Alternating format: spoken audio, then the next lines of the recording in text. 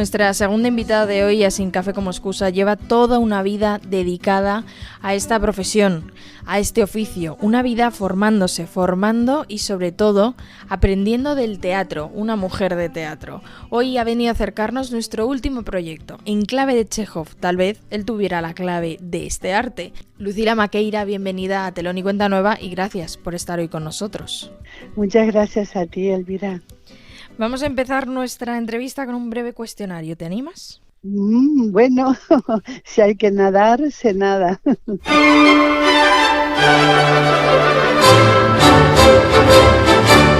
¿Beatles o Rolling?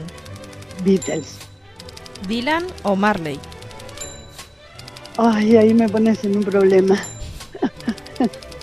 Me pones en un problema porque según los momentos. ¿Chaplin o los hermanos Marx? Chaplin. ¿Comedia o drama? Drama.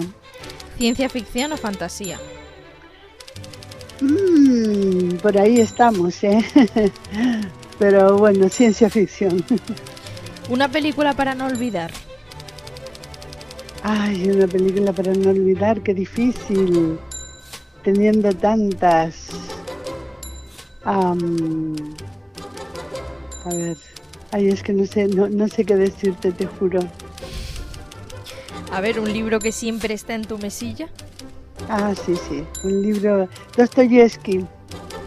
Me ha acompañado toda mi vida. Federico García Lorca. Bueno, soy muy de los clásicos. ¿Un poema al que volver? Ay, me moriré en París con aguacero un jueves, ha de ser de otoño. Ya sabes. ¿Una canción que forme parte de tu banda sonora? Una canción, ¿no? Y eso también tengo muchas. Vamos a ver. Bueno, pues, adiós mi salto te dije un día, dejando lejos el arrozal. Bueno, un trocito. Una obra que viste y tienes completamente grabada en la retina. Pues varias. Pero un Hamlet que vi en Argentina, que lo dirigía Roberto Durán, un director de teatro argentino. Y un trabajo que vi, no sé el nombre, era un polaco que vino aquí, este trabajo que hizo en español, sobre Chekhov. La actriz, la directora, la dramaturga, ¿dirías que nace o se hace? Pues yo creo que naces con algo, pero si no te haces, si no te formas, pues te quedas en el camino. ¿Llegaste al teatro por o gracias a? Llegué al teatro por casualidad.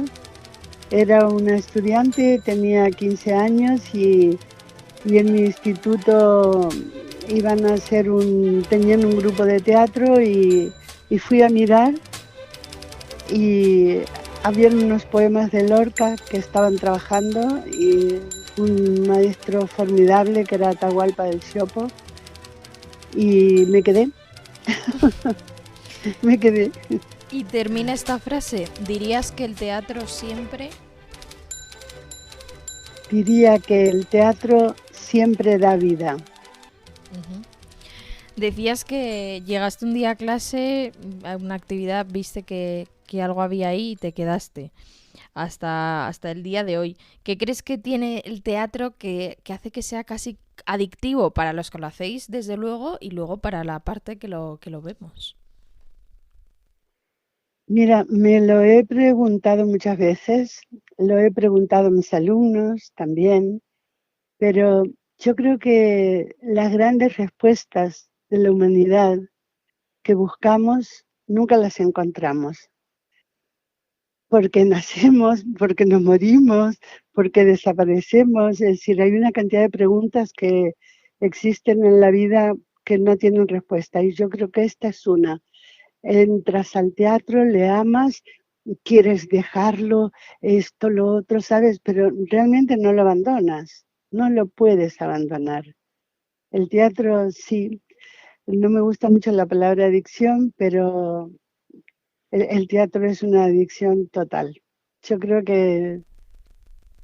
no sé, creo que es algo tan fundamental en la vida de los seres humanos. Las personas cambian tanto cuando se acercan al teatro, cuando conocen textos, cuando entran en un mundo para jugar o para pensar en que es una profesión, pero entras en ese mundo y es muy difícil separarte de él. Una vez Esto que de entras, intentar, ya no hay sí, vuelta dime, atrás. no, no, no, no, no hay vuelta atrás. Es una de las cosas en la vida que yo creo que no hay vuelta atrás. En el 76 llegaste de Uruguay aquí a España y supongo que las diferencias de cómo se hace el teatro allí a cómo se hacía aquí o cómo se hace aquí fueron muchas. ¿Qué fue lo que más te impactó de la escena de aquí? Mira, yo es que vengo de una formación con mucha gente española, porque estudié bueno, con gente que tú solamente conocerás de nombre porque es muy jovencilla, ¿no? Por ejemplo, Margarita Sirgu fue la persona que fundó la Escuela de Arte Dramático donde yo estudié en la escuela oficial. Y ahí estuve con Pepe Struch, con Domínguez Santamaría, con una serie de maestros que eran españoles y que habían emigrado a Uruguay. Y entonces yo tengo una formación, ¿sabes? Como muy... mis- además allí en Uruguay se estudian mucho pues el siglo de oro español, bueno, estudias también autores griegos, etcétera, etcétera. Entonces, lo que yo creo que es muy importante el tema de la formación. Y luego he tenido otros maestros y cuando llegué a España, llegué en un momento muy especial de la vida, ¿no? De este país. Imagínate, llegué, como tú bien dijiste, en el 76, el 22 de septiembre, estaba en Madrid y me sorprendió la gente. La gente era muy acogedora, era muy agradable, era, no sé, la gente estaba como llena de ilusiones, de esperanzas, ¿sabes? El teatro era bastante diferente a la forma que yo tenía de trabajar, pero tuve la suerte de conectarme desde el que llegué casi inmediatamente con gente que yo creo que han sido muy grandes maestros aquí, ¿no? Evidentemente el señor William Layton, ¿sabes? Y que fue uno de ellos, hacer danza con Arnold, estudiar voz con Ladrén, no sé, toda una serie de cosas que no me planteé mucho determinadas cosas. Lo que yo quería era trabajar, amaba los textos, amaba el español, entonces, ¿sabes? Me enamoré de Madrid. Y aquí sigues. De hecho, yo diría que el teatro es uno de los grandes puentes entre Latinoamérica y España, ¿no? Porque no paramos de ver cómo los montajes van de un lado para otro. Aquí vemos mucho teatro uruguayo, argentino. Sigue Sí, viniendo, es muy común ver este trasvase y ver que qué bonito, ¿no? Que los países se unan a través precisamente de una actividad cultural como el teatro. sí, yo tuve la gran suerte de poder viajar mucho y no solo por varios países europeos en universidades y tal, dando clases de teatro, ¿sabes?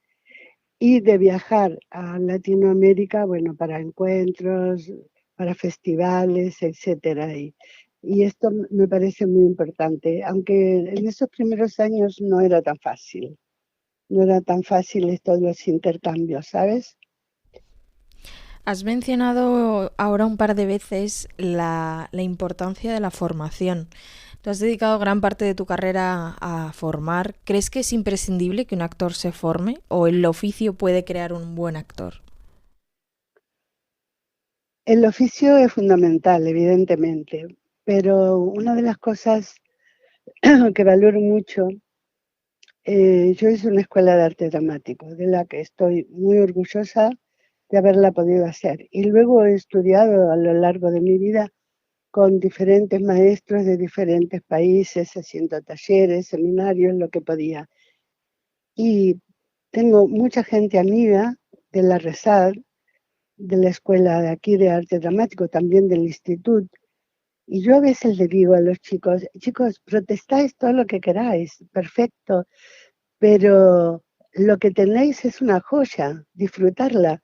Cuando yo llegué a este país, no habían cursos reglados de dirección. Yo soy de una generación donde me he tenido que organizar, ¿sabes? Hasta muchos años después que yo ya estaba aquí, pude ir a clases, digamos, a hacer un curso de dirección con el señor Leighton, por ejemplo, ¿sabes? O con José Carlos Plaza. Pero el tener, como tenemos en este momento en España, ahora verdaderamente es un lujo venir a estudiar aquí, ¿eh? Es un lujo. Y yo siempre estoy bogando con los alumnos, ¿sabes? Para que se perfeccionen lo más posible, porque es muy importante. Tú tienes que saber una serie de cosas. No es que tengas que conocerlo todo, pero evidentemente hay determinadas cosas relacionadas con el arte que tienes que conocer.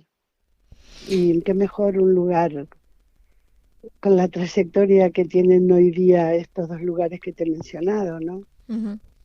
Es verdad como hace un tiempo, bueno, se consideraba que los oficios más artísticos eran precisamente esos oficios y se aprendían casi a base de hacer y quien tuviera como un talento innato, ¿no? Pero a día de hoy la formación es casi una piedra angular y de hecho ya se considera así. Las nuevas generaciones, diría que el 98% de los actores actuales ya han recibido una formación reglada.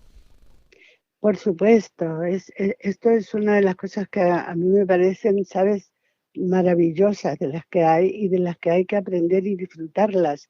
Yo bogué muchísimo por el tema de que, de que los estudiantes, por ejemplo, que están en la Escuela de Arte Dramático, tengan acceso también a la universidad, ¿sabes? Porque estas son cosas que te abren caminos, no solamente porque luego puedes optar a determinadas becas en diferentes países, sino también por las posibilidades que te da futuro, ¿no? Se han hecho muchas cosas en España. Por ejemplo, en la Escuela de Oficios, que me parece como una súper maravilla, ¿no? Antes, luminotecnia, ¿cómo podías hacer luminotecnia? ¿Sabes? En cambio ahora, pues, tú ves la cantidad de chicas que hay ahora que son luminotécnicas. Es una maravilla. A mí me encanta. ¿Crees que precisamente el hecho de que la formación reglada haya llegado a todo este tipo de profesiones ha sido un gran paso para convertirse en eso, en una profesión? Yo creo que es esencial. Yo creo que es esencial. Hablabas de cómo a día de hoy pues tenemos el teatro ya de una forma mucho más normalizada desde la formación hasta la profesionalización del mismo. E incluso, como en tu caso has llegado incluso a la formación para que el teatro sea instrumento de una forma empresarial, de una forma psicológica, que sea casi un instrumento diario para quien no es un profesional de esto. Pues sí, sí, pero si me permites, antes de que avancemos, me gustaría agregar algo Uh-huh. muy pequeño que tiene que ver con la formación de las directoras, ¿no? Em, Tú sabes, hace 25 años o 27 años se creó un premio en Torrejón de Ardoz, que es un premio para directoras de escena. Esto se creó conjuntamente, bueno, con el Ayuntamiento de Torrejón, la Concejalía de la Mujer y con la Asociación de Directores de Escena.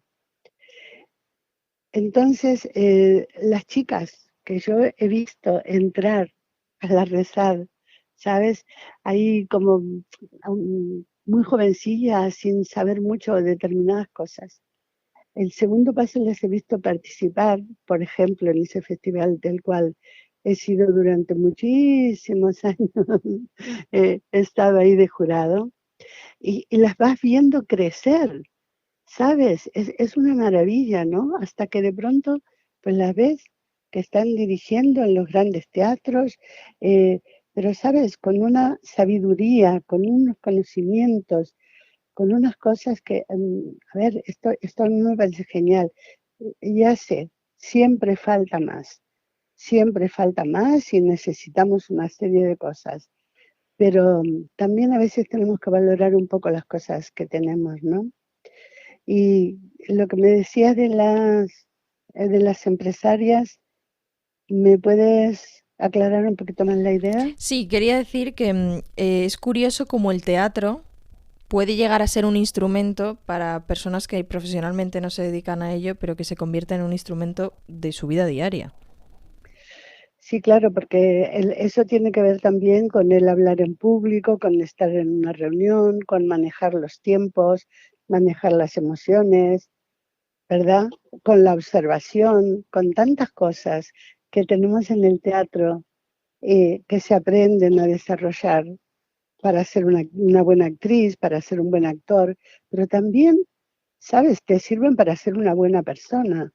Por eso desde los colegios los niños tendrían siempre que aprender teatro, música, pintura. Toda mi vida soñé con tener una escuela con esas condiciones. Y llegué a tener un taller durante 29 años, el taller actoral, y por el que pasó muchísima cantidad de gente, pero bueno, mm, hasta ahí. Ahora quería recuperar lo que has dicho de las directoras, ver cómo van creciendo desde que se empiezan a formar hasta que profesionalmente van construyendo su carrera. Tú has pertenecido a una generación que ha tenido que luchar mucho por poder poner sus ideas encima de un escenario. Todavía a día de hoy, en el año 2021, seguimos remarcando que una mujer haya dirigido un espectáculo. No Claro, lo porque pasamos por alto, sino que todavía decimos, este espectáculo además está dirigido por una mujer, ¿no? sí, Quiero decir que mira, todavía no se ha normalizado. no, pero eso tiene que ver incluso con las tradiciones, ¿no? Porque no te olvides que en determinada época, a ver, las compañías de teatro eran compañías familiares. Eso tuvo mucho que ver, ¿no? Entonces, bueno, luego tuvimos ahí grandes actrices que marcaron un cambio importante, ¿no? La señora Guerrero y varias que podría decir, ¿no? Que han tenido compañía propia, que han hecho una serie de cosas. Pero mira, cuando yo llegué a España, eh, intenté trabajar como actriz, que era a lo que yo me dedicaba fundamentalmente. Cuando al llegar aquí intento y veo qué obras se están dando y cómo tengo que hacer. Que además es muy gracioso porque, claro, en esos años no se llamaba eh, vamos a un casting, ¿no? Era ir a una prueba. Y entonces recuerdo que iban a preparar el Beaterio de Santa María Egipciaca, que Martín recuerda, y como había muchas actrices en esa obra, yo dije, "Ah, pues yo voy a pedir que me hagan una prueba". Mira, no me dejaron hablar ni 3 minutos, no me dejaron hablar nada, casi ni abrir la boca por mi acento, ¿sabes? Y vale, y entonces tuve que como España tiene unas circunstancias siempre muy especiales. No pude ponerme a hacer teatro en ese momento, como me interesaba, pero sí conseguí trabajar en una radio. ¿Qué me dices? Es maravilloso, de verdad. Y luego, no sé, ya seguí buscando, empecé a trabajar, empecé a hacer esto, lo otro. Formé un pequeño grupo que le llamábamos Gente de Teatro. Hacíamos teatro del siglo de oro español. Ya, bueno, ya nos presentamos con el grupo a un festival, lo ganamos, etcétera. Nos fuimos además con un coche pequeño a recorrer una serie de pueblos y ciudades y una experiencia genial, ¿sabes? Porque a lo mejor estábamos en la plaza del pueblo sobre un tráiler y los vecinos se traían su sillita. y se sentaban. Bueno, mira, me encanta. A mí te juro que era una cosa. Y luego, bueno, luego vas conociendo gente, vas organizándote de otra manera y nada, ahí seguimos en la lucha. Ahí seguimos precisamente como parte de la lucha de ese grupito pequeño hasta formar parte de la Asociación de Directores de Escena, ¿no? ¿Cómo ha Sí, cambiado la cosa? sí, para mí ha sido siempre muy importante el pertenecer a la ADE porque para mí, sabes, fue como encontrar un lugar de pertenencia. Tú hablabas antes de que de verdad hay profesiones que uno está muy en solitario. Y entonces yo de pronto en ese momento, que fue sobre el 80-81, que entré en la asociación, ¿sabes dónde funcionaba?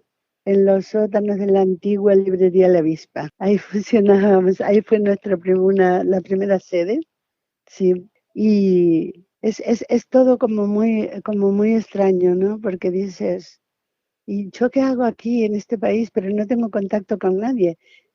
Veía teatro, tenía mis alumnos, pero estabas como en una, ¿sabes? Como una gran pompa metida dentro de ella y de ahí no salías. Y entonces fue que tuve la suerte de ver un trabajo de José Carlos Plaza, que hizo una obra clásica y ya dije, "Ah, con este. Yo tengo que estudiar con él, tengo que localizarlo, que no sé cuánto, que no sé qué. Y bueno, y así fue como empecé a relacionarme. Luego una compañera que está ahora también ella directora, que está en Estados Unidos, me invitó a participar en la ADE, que en ese momento no llegábamos bueno, ¿cuántas mujeres eran? María Ruiz, ella, y yo entré en el lugar de María Ruiz, que estaba en un cargo y lo dejaba en ese momento porque tenía compromisos teatrales, ¿no? Y así fue. Y estoy en la ADE, mira, soy la sesión número 70. ¿Y qué dirías que persigue, cuál es el objetivo que persigue la ADE o qué ha logrado desde su creación hasta el día de hoy? Fundamentalmente, lo que te hablaba antes de sentir que existe un lugar de pertenencia. Yo creo que el trabajo de dirección es un trabajo absolutamente en solitario. Hay una parte que tú estás verdaderamente muy solo, ¿no? Y sobre todo que en esos años, cuando la ADE se formó, no existían cursos de dirección, etcétera, etcétera, ¿sabes? Los grandes maestros de esa época, pues, se han ido marchando de este mundo, pero bueno, ahí quedaron sus enseñanzas, ¿no? Luego han venido otras cosas. La última pérdida así muy tremenda para mí y para mis compañeros y para la gente que le valorábamos, respetábamos, fue la de Juan Antonio Hormigón, ¿no? Que fue como uno de los pilares de la ADE. Pero hay que seguir adelante. La ADE ahora es una asociación reconocida no solamente en España, en muchos países europeos, en Latinoamérica. La ADE no solamente se dedica a aglutinar a las directoras y directores, sino que también hay muchas cosas que se pueden hacer. Cada vez, ¿sabes? Está más abierta. Ha entrado mucha gente nueva, evidentemente, de las nuevas generaciones, y es un lugar de encuentro, es un lugar muy, muy importante. ¿Crees que el teatro es un terreno en el que siempre hay cosas por hacer? Siempre, absolutamente siempre. Nunca te aburres con nada. Nunca con nada, no, no, no, no. Precisamente hablando de pocos aburrimientos, a día de hoy acabas de estrenar en la sala Plot Point de Madrid este enclave Chekhov que contiene las dos comedias, Los invitados y Petición de mano. En primer lugar, Sí. ¿por qué volver a Chekhov? Porque bueno, una de las cosas que consideramos es que Chekhov es un maestro de maestros, ¿no? Y yo creo que Chekhov para la gente de teatro es como un espacio común, es un lugar a donde aprender la profesión y un lugar donde volver, ¿sabes? A volver a refugiarte a veces para, para plantearnos determinadas preguntas, ¿no? Cómo hemos evolucionado, eh, cuánto hemos cambiado de aquellos jóvenes que éramos, que queríamos hacer teatro, ¿sabes? Eh, tantas preguntas y yo creo que Chekhov tiene la clave. Por eso se llama Enclave de Chekhov. Y además porque él es, para mí, es un escritor que es como un retratista, ¿no? Ujú. Y digo retratista, ¿sabes? Con esa palabra así antigua, de la realidad. Para mí sus obras son como en blanco y negro, ¿no?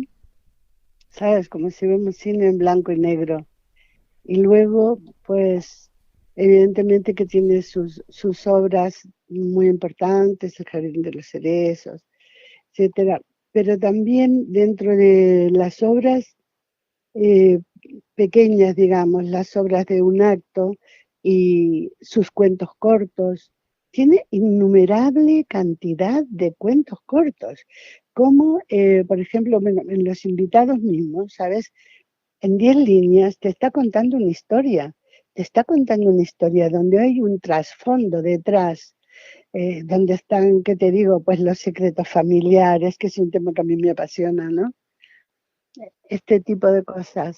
Bueno, quizás estoy hablando mucho. No, no, no, para nada. De hecho, es que justo Chekhov decías, es que es una persona, un autor al que siempre volver, porque Sí, precisamente es curioso como el mundo de las apariencias, de la felicidad que él retrata, de la felicidad impostada, de pronto se traslada al sí, siglo XXI con las redes sociales con una naturalidad absoluta. es verdad. Sí, sí, sí, sí, sí. Es absolutamente verdad. Sí. Al final el ser humano tampoco cambia tanto, no solo nos reformulamos. Es que es tremendo a veces, ¿eh? Es tremendo porque dices, pero bueno, ¿cómo es posible esto? ¿Cómo es posible, no? Mira, hemos estado trabajando estos meses atrás con el tema de Benito Pérez Galdós y Emilia Pardo Bazán. Y cuando lees cosas de esa época dices, por favor, que esto lo he visto antes de ayer. Pero bueno, aquí estamos. ¿Crees que Chekhov es un autor muy exigente para el intérprete? Por supuesto, sumamente. Él es un actor con mayúscula, un actor, realmente es un escritor con mayúscula, ¿no? Y además, ¿sabes? Presenta una variedad tan impresionante de personajes. Cada personaje tiene tales características que es como a veces trabajar un personaje en comedia, por ejemplo, que para mí, fíjate, yo soy muy de drama, entonces siempre, nada, teatro griego, teatro clásico, siempre estoy haciendo cosas de dramas, ¿no? Y hacer esto ha sido como, no creas que al principio estaba yo muy entusiasmada, pero en la medida que me empecé a meter en ello, es que encuentras unas cosas, es como si estuvieras ah, haciendo una disección con las cosas, ¿sabes? Con un personaje. Como, por ejemplo, uno de los personajes es un hipocondríaco, ¿no? Madre mía, no es nada fácil, ¿sabes? No es nada fácil. Precisa- Pero bueno, no te digo más porque espero que lo veas. Precisamente dices como es tan difícil montarlo y cómo hay que indagar mucho en cada uno de esos personajes. A la hora de dirigir este enclave de Chekhov, ¿cuál crees que es el mayor reto, o cuál ha sido, mejor dicho, el mayor reto de ponerlo en pie? Pues uno de las mayores dificultades es que el teatro es la mirada, la acción, ¿verdad? Y carecíamos de todo eso porque hemos hecho un trabajo durante meses, hemos estado trabajando online, ¿sabes? Y entonces, bueno, empezamos leyendo los textos, leyendo otros textos parecidos, ahondando un poco. en toda la historia de Chekhov y sus trabajos fundamentales, las diferencias de cuentos cortos reideros y cuentos dramáticos, porque era más que nada para estar en plan práctica, haciendo cosas, ¿no? Porque, sabes, el actor de todas maneras tiene que estar en práctica.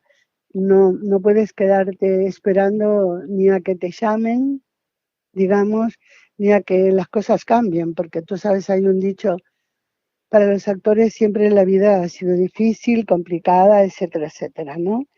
Y con esta circunstancia tan atroz que estamos viviendo del tema de la pandemia, imagínate, hace un año que no sabíamos, esto va a durar un mes, 2 meses, 6 meses, no es posible. Y mira, llevamos más de un año con este tema, ¿no? Entonces también era importante estar activos mentalmente, haciendo cosas. Y bueno, comenzamos luego a hacer un trabajo de mesa y poco a poco la pantalla, claro, es algo tan plano que te tiene ahí, hasta que de pronto te empiezan a ocurrir cosas, como pasa siempre con el teatro, ¿sabes? Y dices, bueno, vamos a ver, vamos a probar. Abrir brazos, abrir piernas, a ver cuánto espacio tenéis para poder moveros, 4 pasos delante, 4 pasos atrás, etcétera, etcétera. Empiezas a buscar estrategias para moverte en espacios reducidos, ¿sabes? Hay cosas que no puedes hacerlo porque la mirada es fundamental y la mirada no puede estar. Bueno, ha sido todo una odisea, una odisea, la verdad. Y de pronto, ya ves, de pronto Sale. anoche hemos estado en un escenario, en la sala Plot Point, agradecidos de que nos hayan permitido actuar en la sala de ellos, ¿sabes? Y bueno, lo mejor de todo, como te estaba hablando de la mirada, es la mirada de los actores. Tú no sabes, el primer día que se subieron al escenario, la cara que tenían. Era una cara de felicidad, de placer, de alegría. Los ojos les chispeaban. Bueno, mira, una de las emociones, el teatro es emoción, ¿verdad? Y sin las emociones no se puede vivir. No digo que precisamente ahora decías cómo la pantalla es plana y no se ve nada igual, ¿no? En el teatro, y nos hemos dado cuenta verdaderamente del valor de lo físico, de lo presencial y de la emoción, decías ahora mismo del teatro. En esencia, ¿qué dirías que es el teatro? Ay, yo te diría que el teatro es la vida. Bueno, no te diría muchas cosas en plan serio, ¿no? Yo creo que el teatro verdaderamente, como decía Federico García Lorca, es un instrumento de cultura absolutamente, ¿no?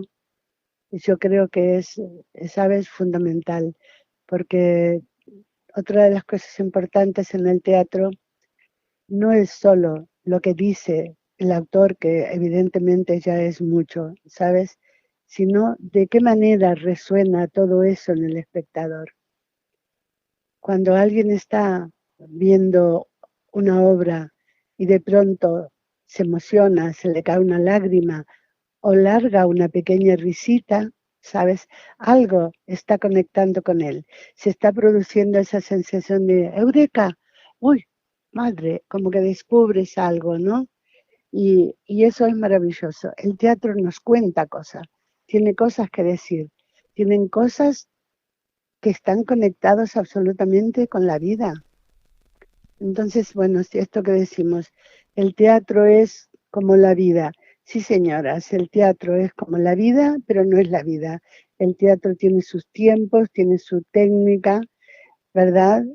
Y hay que respetarlas. Y para eso hay que prepararse, ¿no? En todo este rato hemos hablado de dando pequeñas pinceladas porque sería imposible intentar abarcarlo en este ratito de conversación de cómo tu trayectoria ha ido desde la enseñanza a ser actriz, a ser directora. ¿De esta profesión uno se puede retirar o es imposible, es indeleble? Mira, yo he sido siempre un poquito hormiguita, ¿no? Con los estudios y entonces me han interesado muchas cosas. Yo estudié, primero que nada, estuve en la universidad, pero no terminé derecho, que es lo que había empezado. Luego estuve en Argentina y estudié psicología social, las técnicas de Pichon-Rivière, y eso fue fundamental en mi vida, porque cuando lo hice pensando en el teatro, ¿sabes? El trabajo con los grupos, etcétera, etcétera, ¿no? Soñando que un día iba a tener una compañía y tenía que ser buena. Entonces, claro, y podría decirte, muchas cosas me he quedado en el camino. No tengo un teatro como había pensado, no tengo una gran compañía, pero soy una mujer de teatro y siempre le digo a mis alumnos, ¿no? He sido primero alumna, luego actriz y luego he sido una maestra. Y entonces lo que quiero es poder transmitir y dar las cosas que he aprendido, ¿sabes?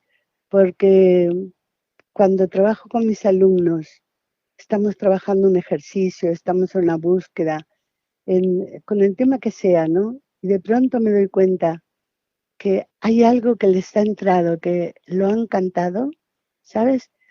¡Oh, qué alegría! Ver esa mirada en los ojos de los chicos, bueno, a mí me da vida, me da vida.